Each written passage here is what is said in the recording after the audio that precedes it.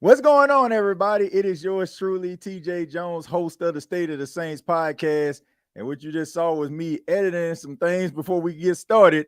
But we got a good show lined up for you. We're going to be talking about the very first day of the New Orleans Saints training camp.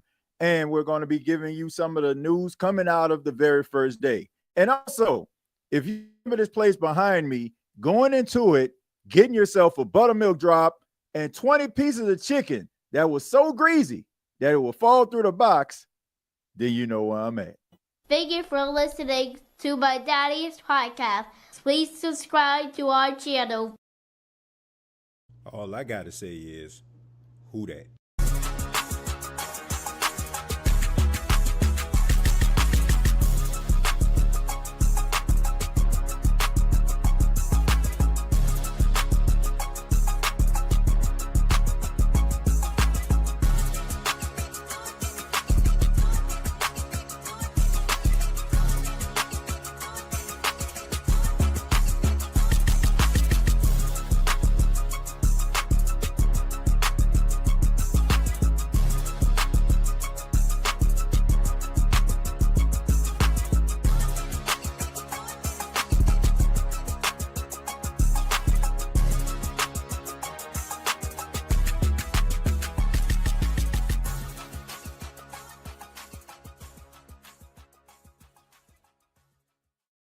What's going on, Who That Nation? It is yours truly, TJ Jones. And yes, I am the host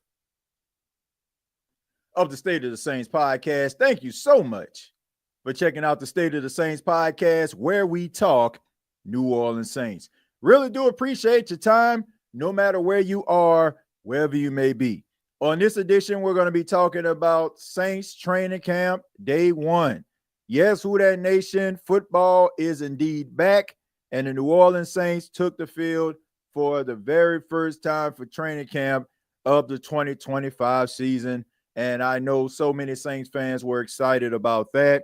I'm pretty sure a lot of you already seen some of the pictures of fans lining up with anticipation to be out there and just the excitement of actually seeing your favorite team, the New Orleans Saints, take the field. There were a lot of storylines that we're going to tackle on this episode. About the quarterback situation, Chris Olave, Alvin Kamara, Cam Jordan, Mario Davis. Some seasoned veterans spoke to the media today about their aspirations and what they want for themselves, as well as the team in 2025. But of course, I have to acknowledge those that are in the chat right now. Thank you so much. If you want to interact with us here on the State of the Saints podcast in real time, you can put your comments into the chat. Also want to mention that immediately following this episode, as a matter of fact, is actually going on right now.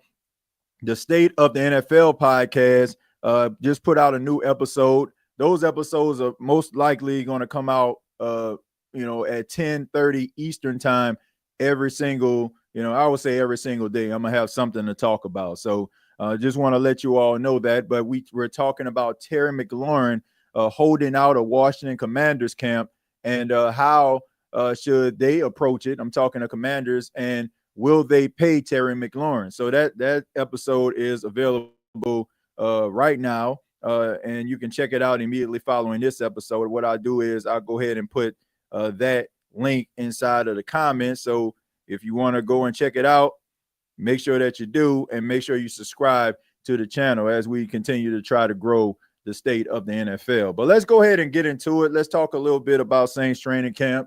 The first day of Saints training camp was the Spencer Rattler show. And what I mean by that is Spencer Rattler got the opportunity to run with the ones on day one, which to me isn't a surprise to anybody. I think that maybe some people may have thought, I'm talking very few, may have thought that maybe they would have rotated, but everybody's going to get an opportunity. Spencer Rattler went first on Thursday. We'll see Tyler Shough run with the ones, Spencer Rattler with the twos, and Jake Haener rolling with the threes. And then I'm pretty sure you'll probably see Jake Haener rolling with the ones as well on the final day or Friday. But I just think that this is a good rotation. It's a good thing, to get those guys in and out of the lineup, get them in and out of the huddle, having them have some level of a rapport with the ones, because this is a true competition. I've heard a lot of positive things about Spencer Rattler's day. They say that he was very, very crisp on today. He made a lot of really good throws, and a lot of reporters and onlookers said that Spencer Rattler looked pretty doggone good out there. Tyler Shough made some throws as well. There was a video of Tyler Shough throwing a wheel route.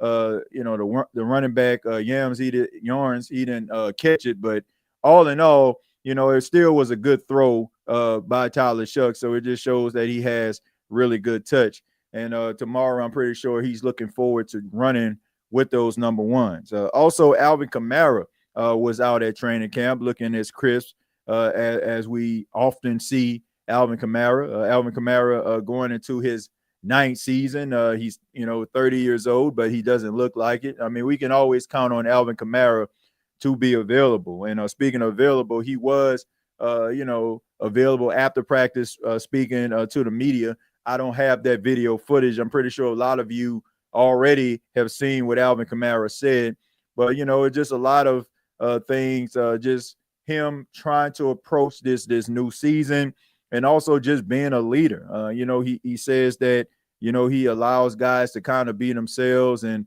he's always available to some of the young running backs.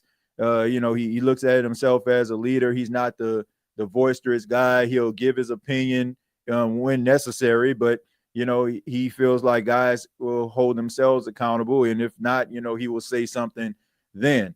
I like that Alvin Kamara is taking on that leadership role. The Saints need him to take on that leadership role. And, I think the best way that you can lead is just to be out there. I also found it very intriguing that Alvin talked about, splitting some of the reps, trying to make sure that he is available. It was, a little bit of a shock to me, because when you think about the running back position and you have a running back that gets the majority of the carries, he'll probably say, he doesn't have an issue with it. But it seems to me that Alvin is okay with a running back by committee. And hopefully the New Orleans Saints could, have a really good rotation of running backs. Lord knows they have plenty of guys that can get the job done. And that's good, right? Because, even though Alvin has been a consistent force in the offense since he came into the league in 2017, Alvin has been nicked up and he's had injuries that has cost him games. And you want to make sure that you have some reliable running backs that are available just in case Alvin goes down. And also, you don't want to run Alvin into the ground. So they have a really good stable of running backs. You got Cam Akers, you got Devin Neal, you got Clyde Edwards-Helaire, you got Kendre Miller, you got some guys that can get it done. And this is a great opportunity for a lot of these guys, because even though everybody knows that Alvin Kamara is the number one guy, I think that the number 2 running back position is up for grabs as well. We'll get into the wide receivers and the defense in just a few minutes, but just want to read some of the chat here, see what you all have to say. What do you all think about the first day of Saints training camp? Keenarth says, TJ, I love Olave's answer regarding his extension. Kid really knows how this works and has done some introspection. Yeah. When I think about Chris Olave, well, I'll get into that in a second when we talk about wide receivers, because I want to kind of, talk a little bit about some of his talking points, that he made. Jake needs to just work with the threes, and that's it. Well, as long as they feel it's a competition, you have to treat it as such. We can't just, downgrade the guy. He has something to offer, and I think the New Orleans Saints feel that he has something to offer. I already told you, I like Jake Haener a lot. I think that he is probably, the smartest smartest quarterback that they have inside of the room. Like, he's a very smart guy. My biggest issue with Jake Haener is, when it's time to go out there and to apply what you learn. Yeah, I say that Jake Haener is the guy that know all the answers to the test, but starts to freeze up a little bit because he thinks about the magnitude of the test. That's Jake Haener. Like it would not surprise me. I'm going to continue to say it. It would not surprise me if Jake Haener is a head coach in the distant future, a coordinator, in the future, because he is that smart of a football player. I think very highly of Jake Haener.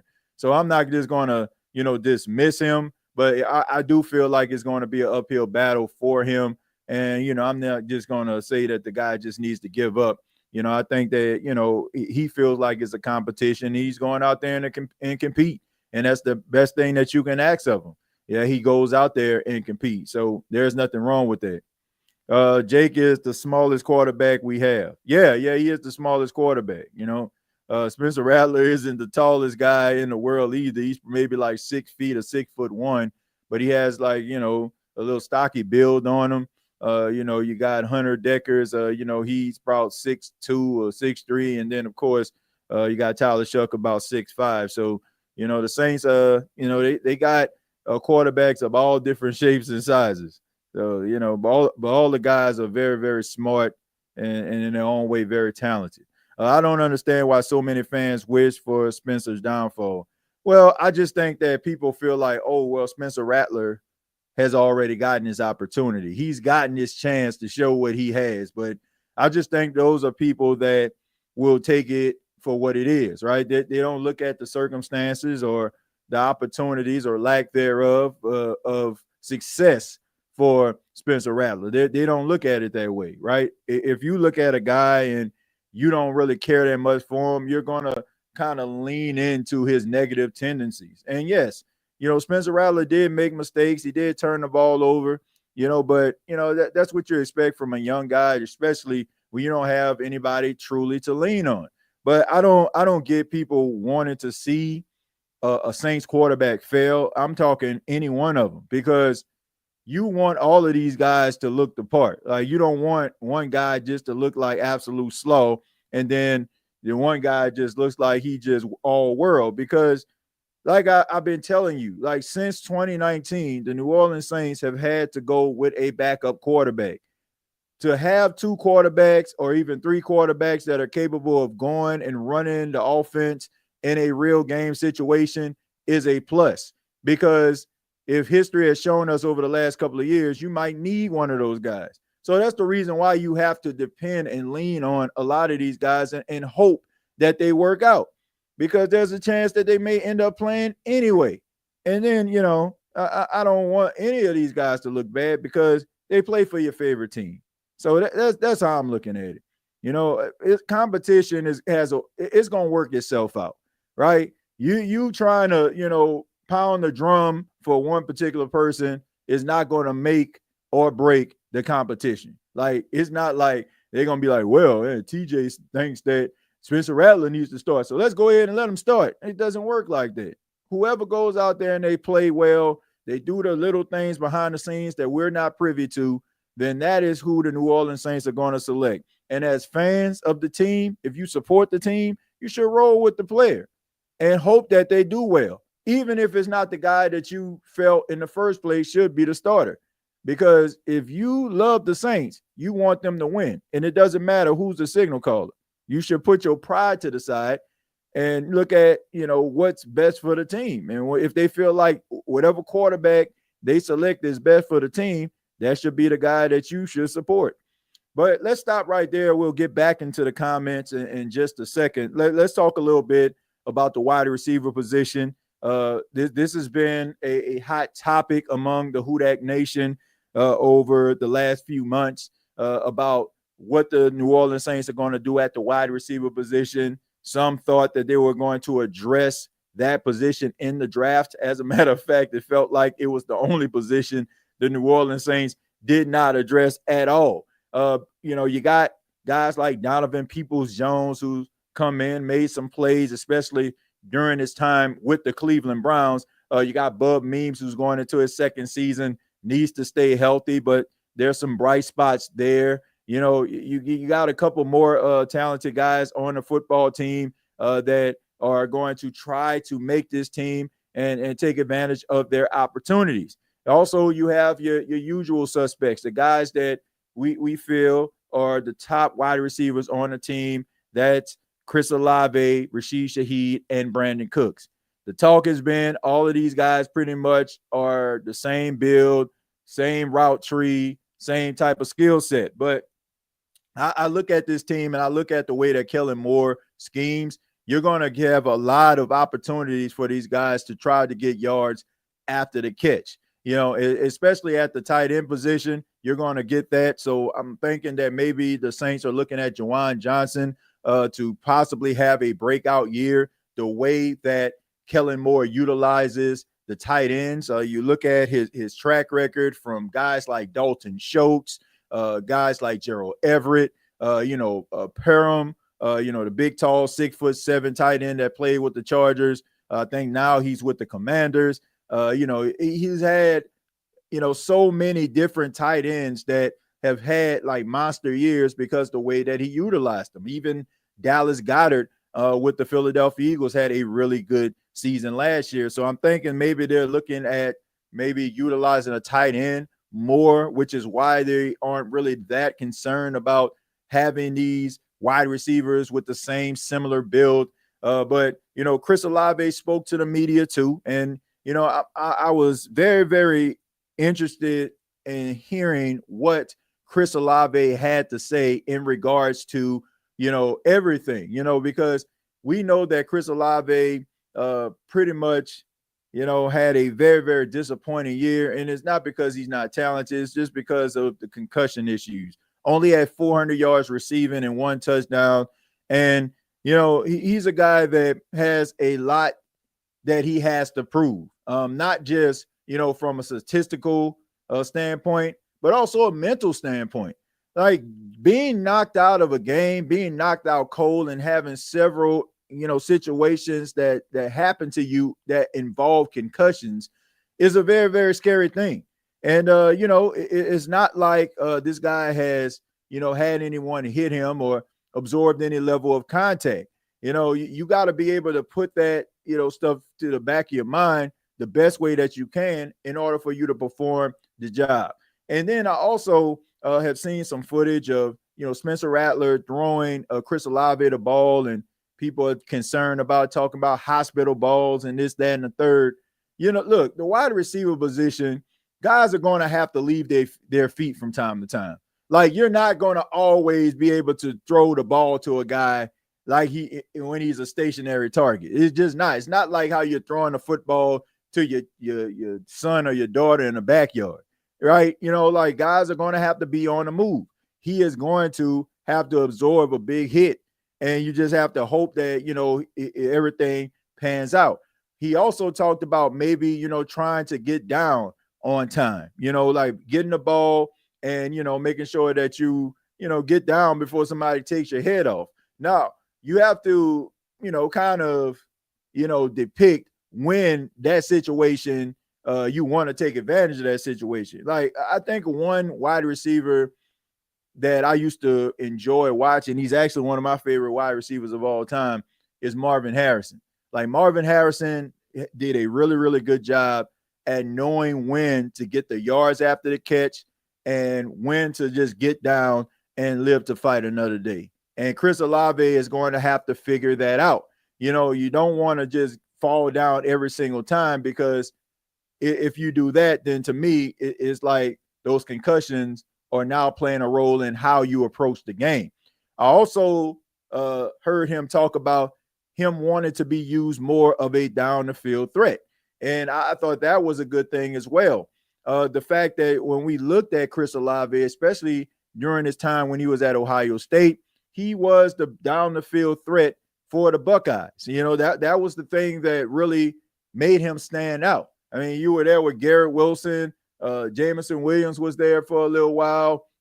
You also, has Jackson Smith and Jigba, but Chris Olave was the wide receiver that stretched the field. And I do feel like the New Orleans Saints need to get back to that. This is a guy in Chris Olave who ran a 4.26 at the combine. He can fly.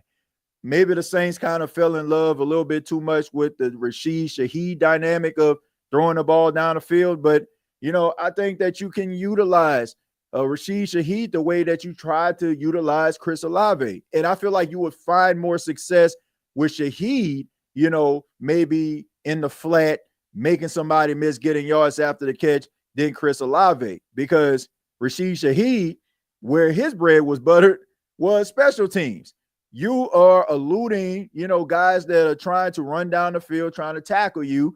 He has a way of making guys miss. So maybe the New Orleans Saints can kind of utilize Rashid Shaheed more in that capacity. And you can also have, Brandon Cooks running a route tree because he's a very polished wide receiver as well. But I'm not so too concerned about Chris Olave. Like King Arthur alluded to about his contract, he understands that this is a production-based business, right? It's what have you done for me lately, fair or unfair? He knows that it was a down year, and he knows that, the concussions are going to be a concern. He has to show the Saints organization that they don't have anything to worry about. This could be a big year for Chris Olave if the Saints utilize his skill set of being that down the field threat, as well as having him, work their route tree, because he's a very good route runner at the wide receiver position. Also, we've seen that the wide receivers were taken apart in some of these tackling drills. Kellen Moore felt that, they needed to be a part of some of these defensive drills, because we know that, guys are going to, throw interceptions, and you're going to have to make a tackle, right? And that is something that I feel like a lot of people don't really pay that much attention to. One player, you may not like the team, but there was one player, for the Falcons, and Julio Jones. This guy knew how to make a tackle, right? I mean, sometimes you would think that Julio Jones was a safety, but you got to be able to get the guys on the ground sometimes, especially having young quarterbacks. That those interceptions may occur because these guys are trying to make plays, or maybe something can happen. They're going to make those mistakes, and Kellen Moore understands that. But I really enjoy Chris Olave speaking to the media. He seems like a guy that is coming into his own. This is his fourth season. He's been in the league. He's been there. He's done that, and he's starting to emerge as that leader and being that vocal guy. So will this translate to a historical season for Chris Olave? Only time will tell, but it seems like he's in a good spot. And, the Saints have been dismissing the concerns about concussions. I just hope that those are in the past, and Chris Olave can give us some very, very great moments at the wide receiver position, and he can get back to being himself and feeling comfortable at the wide receiver position. Let's see. B. Curio says, I agree, TJ. Use Olave that way. Yeah, I mean, I think they really have to start utilizing him as a down-the-field threat. I mean, I think that he will thrive in that. And I think that, you will probably have Chris Olave being a top receiver if you utilize him in that regard, But with being that number one guy, you got to be able to run all the routes because you're getting those targets. But I do feel like the Saints kind of made a lot of guys one-dimensional, and I think that was the detriment of their offense. Last year they were way too Taysom Hill dependent. When Taysom Hill went out, it just seemed like the offense was just lost, because it's just like, okay, you're fast, so you're going to be our down the field guy. Okay, you're our number one guy. We're going to have you running post routes, out routes. Get these guys involved and give them give them plays that make them feel comfortable, where they feel like they can go out there and make plays. You got to listen to the players sometime, and also look at the film. I think the Saints were just in desperation mode last season. They were just trying to throw something against the wall and hope that it sticks. And then when they see that it actually works, they just never wanted to shy away from it, and they didn't build on it. If a guy, was catching the ball in the middle of the field, that was our middle of the field guy, right? You got to be able to open up the playbook and also utilize these guys' skill set and not be so one-dimensional. Hey, TJ, will Moore run the ball more with Rattler or Shough? I don't know if he's going to run the ball with either one of them, Like I think he will give these guys the ability to scramble. He might implement some RPO in the game, but I don't think it's going to be to a degree, of like how we see a Lamar Jackson or some Justin Fields or somebody like that. I think that it's probably going to be these guys mostly focused on being pocket passers. If a lane is open, then you can probably scramble, maybe a few RPO plays, but I don't think that they're going to go too crazy with that when it comes to those guys. Both of them have the ability to be able to scramble outside the pocket. Neither one of these guys are, like I said, Michael Vick or Lamar Jackson, but they have a way of escaping the pocket, and also sliding for a first down if necessary. But I don't think it's going to be too much RPO being used by either guy.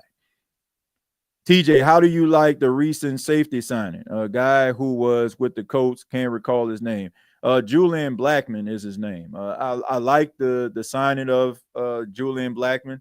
He signed a 1-year, $5.5 million contract with the Saints, so it's more of a prove-it deal. Blackmon is a player that is a ball hawk. He has a way of getting his hands on the football, getting it back to the offense. And that's something that the Saints need. I mean, you lose a very, very talented safety in Tyrann Mathieu. Wasn't the Tyrann Mathieu that he was, in Houston or even in Kansas City, but still a very good safety. And at times, he was able to get interceptions and get the ball back to the offense. And Julian Blackmon has that capability of doing that. He had some really solid years with Indianapolis, suffered an injury before, but he has been a very steady player in the AFC South when he was with the Colts. So I expect for him to be a part of the starting rotation. But in the meantime, this is a great opportunity for guys like for Sanker, the rookie out of Virginia. This is a great opportunity for Jordan Howden.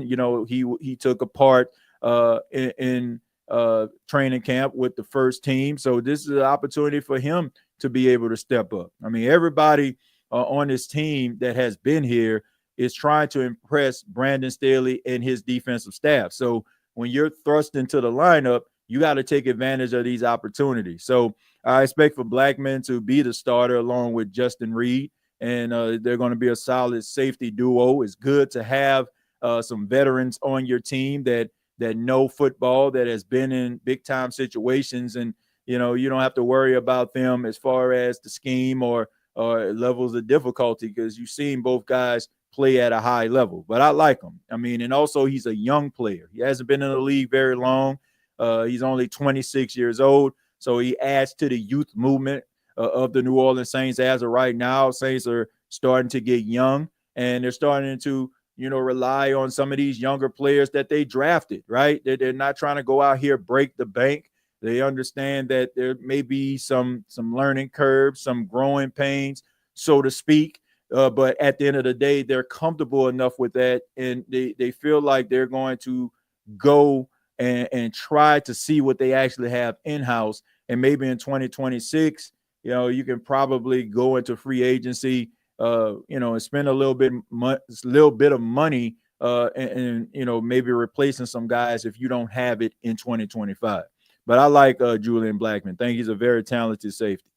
TJ, I believe Chris Olave, Kellen Moore will get him the ball. I think he will. I think that Kellen Moore is a very smart coach. He has a way of getting guys involved. He utilizes guys' skill set. He does a really good job at understanding what guys can do, and also he listens to his players, not to a point where he just like allowed them to do whatever, but he is open to their thoughts and their views. And if he feels like it kind of works or coincides with what he is trying to do, then he will add it. So I just think that's a combination that shows that that is a really good coaching philosophy, and also it makes the players feel like they matter. So that's a good thing.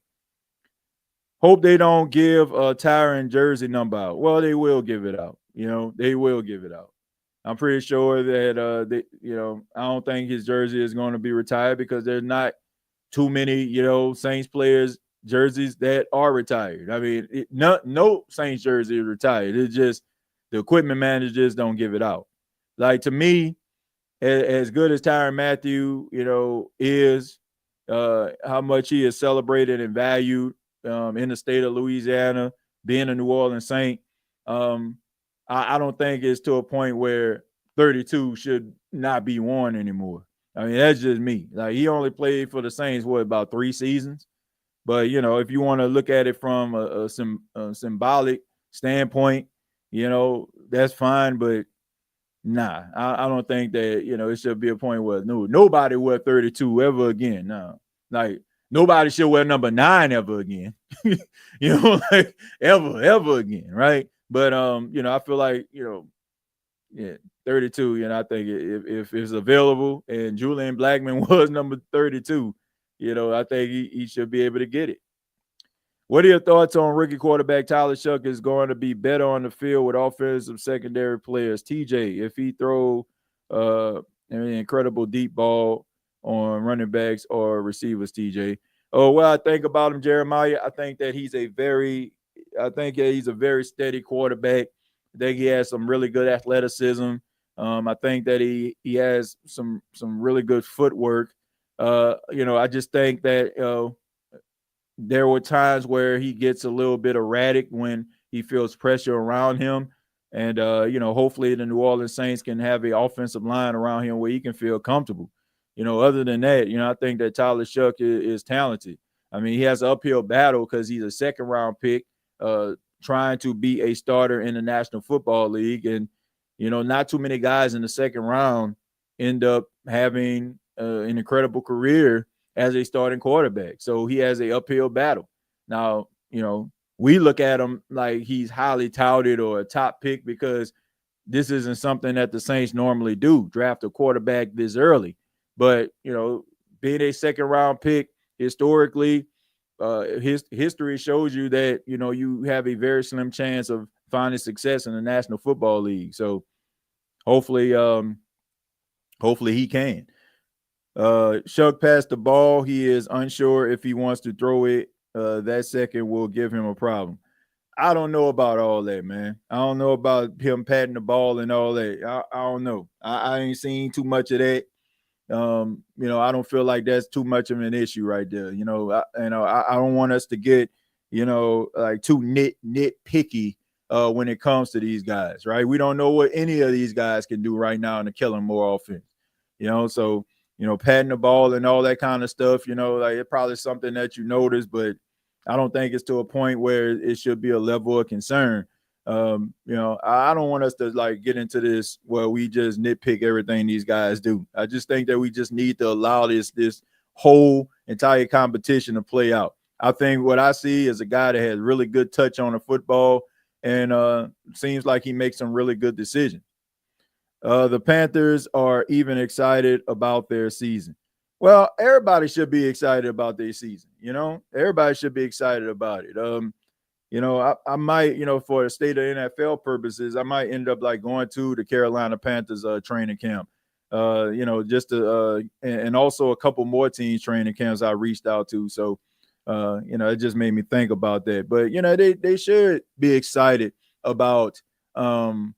They should be excited about their team, man. I mean, they're a young, promising football team. I mean, Bryce Young, who looked like he was on his way out, seemed like he figured things out towards the end of the season.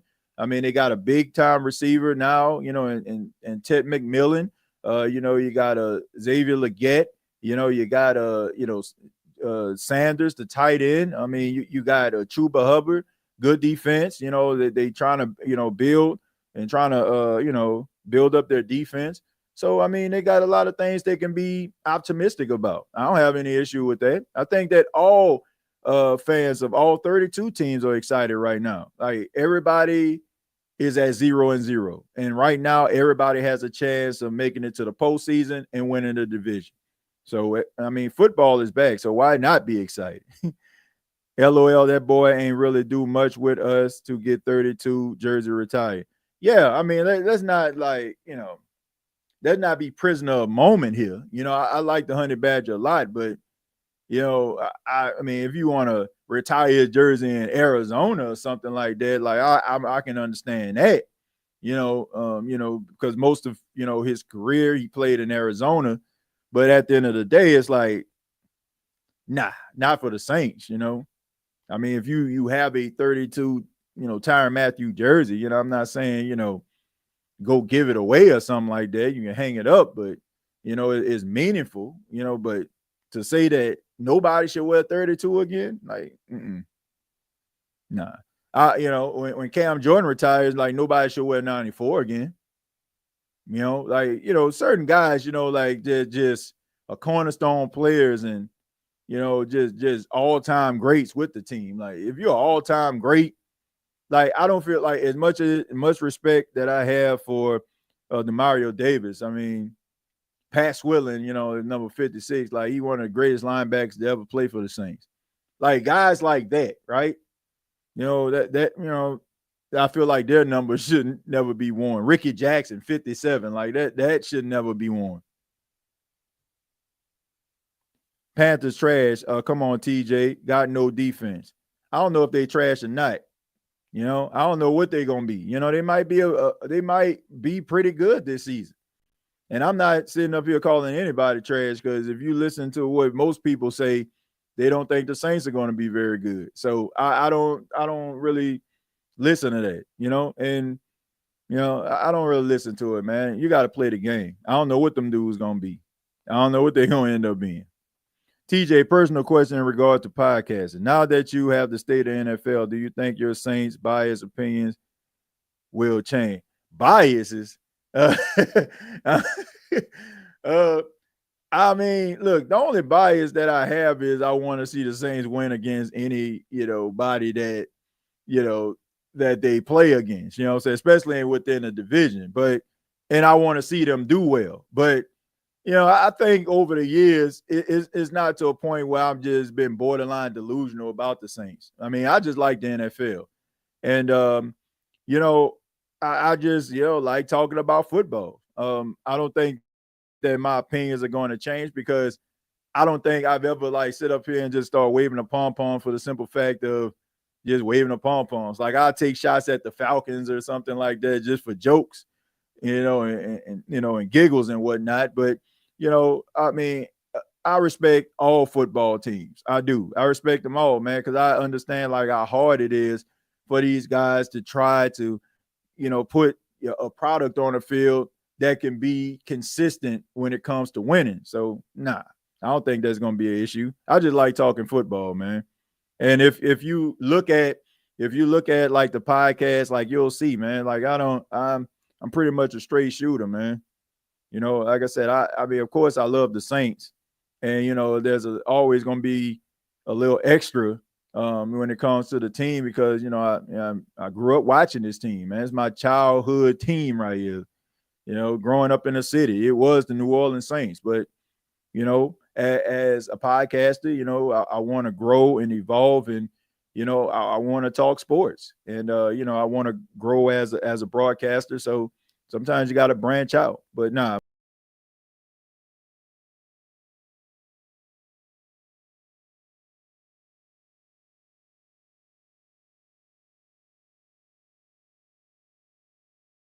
Sorry about that. My love for the Saints won't change. So, just ordered my gold alternate jersey today. Oh man, that's cool, man. Yeah, that should be coming pretty soon. Hey TJ, what record do you think the Saints will have? I don't know, man. When I think about it, I feel like they can win maybe 7 or 8 games. I don't think that they're going to be a 4 or 5 win team like everybody just saying that they will be. I think that they're going to show fight. I think they might win a game or two that they had no business winning in the eyes of, prognosticators. But, I think they might be, pretty decent. I don't think they're going to be as bad. I think you're going to see there are going to be areas of improvement that they need to have. But I don't think that they're going to be like a team that's going to, going to look like slaw every single week, and be like, oh man, let me just turn the joint off. Like some games they probably end up, maybe not looking the part, but I think they're going to go out there and fight, and that's all you can ask for. Let's see.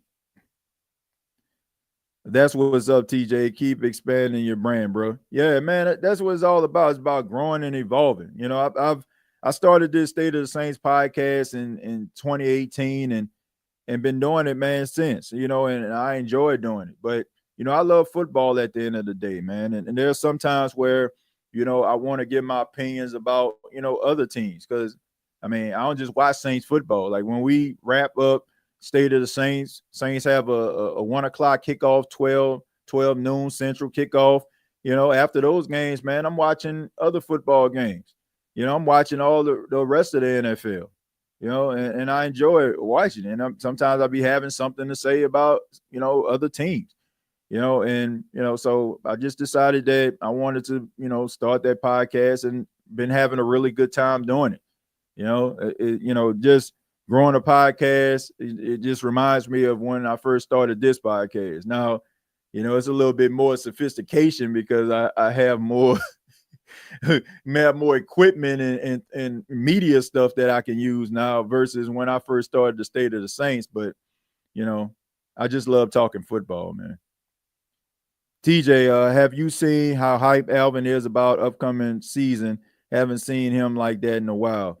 Yeah, man, I just think that when it's new and fresh and exciting, I think that guys just, get a little bit more, enthusiastic about it. And man, everybody knew that Dennis Allen wasn't it. Right. I mean, I hate to keep on pouring water on the drowning man, but that's just the reality.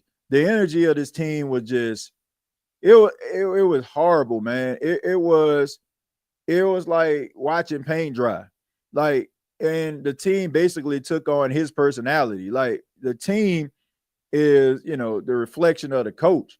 And the Saints had no swag, no aura, no nothing with Dennis Allen. It was just like, oh man, I just hope that we win today. And guys weren't having fun. He goes to the podium and start talking about chopping wood and cleaning stuff up every time, and we got to fight the good fight. And people ain't trying to hear that. Sometimes you need a different voice. And I often say that the Saints came into this situation kicking and screaming, but at least we're here. And now that you're here, now you can try to find a way to get yourself out of this hole.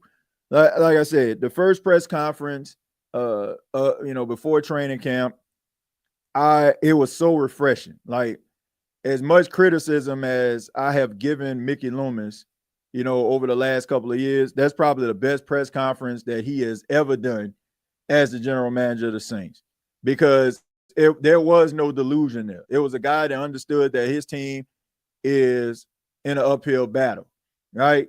Like, and he ain't sitting up here trying to lie to kick it, right? It's just what it is. And for him to sit up there and say that, I just think that is refreshing. Now, I just want him to keep the same energy, right? I just want him to keep the same energy. And, and also Kellen Moore. Kellen Moore understands that mistakes are going to happen and guys are going to go through hardships, but, it's about learning from it. So I ain't got no problem with that at all. TJ, on a scale of 1 to 10, how much did losing Tyrann Mathieu hurt the defense? On a scale of 1 to 10, I'm going to say it's probably about a 6. I mean, there's nothing like an eraser, back there in the secondary. Hey,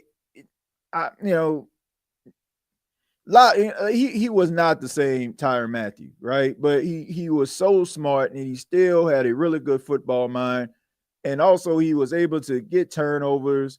You need somebody that's going to be able to replace that. Like his presence was meaningful. So yeah, I mean, I would say a 6 because of his football knowledge and his ability to be able to get turnovers for the team. So yeah, I don't think it's like a 9 or a 10. Like if this was like prime Honey Badger, yeah, this probably been a 9 or a 10. Not much at all. Tyrann wasn't playing too great last season. I mean, he was dealing with injuries. But, I mean, when you start getting up there and been in so many wars and battles, I mean, this guy's played a lot of regular season football combined with postseason football throughout his career. So, yeah, man, you're not going to be the same player. But his knowledge like that knowledge, man. That's something that you always have. And sometimes, like when you can't rely on athleticism the way that you once did, you got to start like relying on your savvy. I think about Larry Fitzgerald when he first got into the league coming out of Pitt. He was a beast, right? I mean, this guy can make every throw. Excuse me, he can catch every pass, right? I mean, dude had vice grip hands. He can get down the field. Wasn't always the fastest guy in the world, but he can win those 50-50 balls. Then all of a sudden, like he started to slow down a little bit more in his career. They started putting him in the slot, and he found a new life in the slot. Still eating. So sometimes, if you still have that football knowledge, you can stay in the league for a long time. That speed and knowledge will keep you in the league forever. Like guys like Deshaun Jackson and, Ted Ginn Jr., them dudes were like burners. Like, so they always stayed in the league. But, then you have guys that weren't so fast, but they were really, really smart players, and they played north of 30 because of their knowledge. And Tyrann Mathieu was one of those guys. Yeah, Tyrann was piling injuries. We can probably be worried about the other veterans after last season. Yeah, I mean, you only have like a few more guys, right? I mean, Cam Jordan, Mario Davis, two are like the main ones, right? Everybody else is pretty much relatively young. Like who else will we, most of that defense is young. I mean, the Mario Davis, Cam Jordan, I guess you can put Alvin in there now that he's 30, but man, that's a pretty young team the Saints got now. And then you have guys retiring, so that helps the salary cap a little bit more. So bringing in a guy like, Julian Blackmon on a 1-year deal, man, that helps. TJ, are you going to any games this year? Yes, I am. I'm going to a few of them. I'm going to a few Saints games this season. I'm also going to be going to other NFL games throughout the season too for the state of NFL. And, of course, I'm going to continue to do my Saints work, just, signed on again for the 3rd season with Bleacher Report. So still going to be covering the Saints, man, because, I love the team. And, of course, shouts out to Bleacher Report for giving me another opportunity to cover the team again.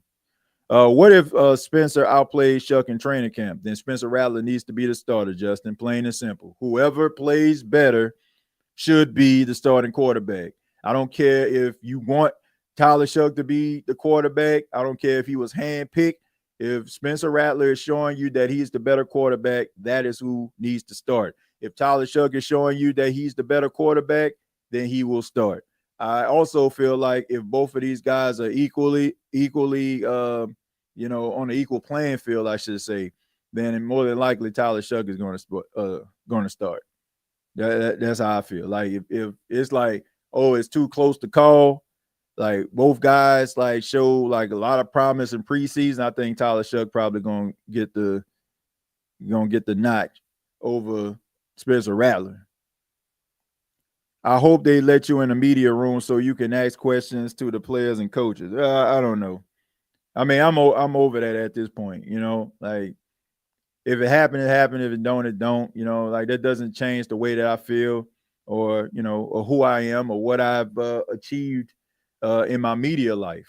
So I'm not concerned about that. At one time, I was kind of disappointed when you work so hard and then you get all these different things and opportunities, and the team that you cover and love, don't give you opportunities. I mean, yeah, it did bother me at once, but when you start to like see other teams and and people asking you to come out to their different events and being a part of other things, just puts makes me realize that I'm doing the right things. But we'll see. What's your thoughts about the defense secondary stepping up on the field this season, TJ? If you're going to get stronger and better than since a few seasons ago, running a crazy train. Rest in peace, Ozzy Osbourne. Yeah, I don't know, man. I just think that this secondary is young, but you have 2 experienced safeties now. I just want to see what it looks like. You definitely need Kool-Aid McKinstry to step up. You need Alontae Taylor to emerge as that leader in the secondary. And I believe Isaac Yiadom Quincy Riley probably going to be between those two, going to be opposite of Kool-Aid. You just need those guys to play at a high level. And if they can do that, then the Saints should be okay. But I don't expect Revis on one side and Dion on the other. If you, I mean, they just need to play and have some level of stability. And I think if they do that, then it'll be fine. I think I pretty much read most of the comments here, but just want to say thank you all for checking out the State of the Saints podcast. Really do appreciate it, man. And if you're new to the channel, hopefully you stay on with us. We're a Saints podcast, been around since 2018, and hopefully you hit that subscribe button to help the channel grow. Also, once again, after this episode, you can check out the State of the NFL podcast.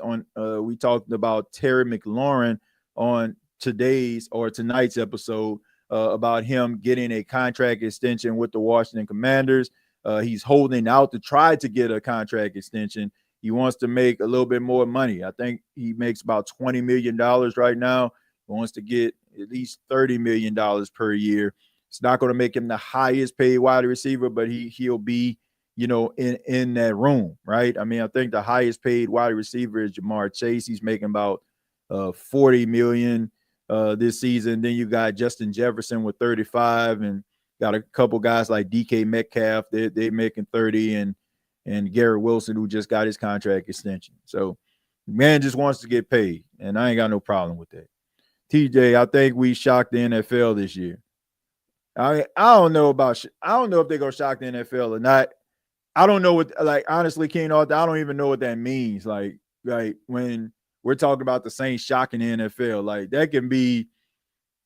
I mean, that could have so many different meanings. Like them winning 7 games, them beating the Buffalo Bills. If we're talking about making a playoffs or something like that, that would be a huge shock. That would shock me, right? But we're talking about them going on a winning streak, beating teams they have no business beating, or people expect for them not to, beat. And that would be shocking. Oh, okay. You said LOL 10 games. Yeah. I mean, if they win 10 games, that definitely would be a shock. That would be a shock to a lot of people. Hope to see some of y'all at the games this season. Yeah, I mean that would be great. That'd be great to meet a lot of the people that make the show what it is. When I went down to the game last season, a lot of Saints fans and people that support this show came up to me and talked about how much they enjoyed the show, and that meant a lot to me, man. It meant a lot. So hopefully I see some of y'all out there. But I want to say thank you all for checking out the State of the Saints podcast. Coming up next episode, we'll be talking about Saints Day 2 of training camp.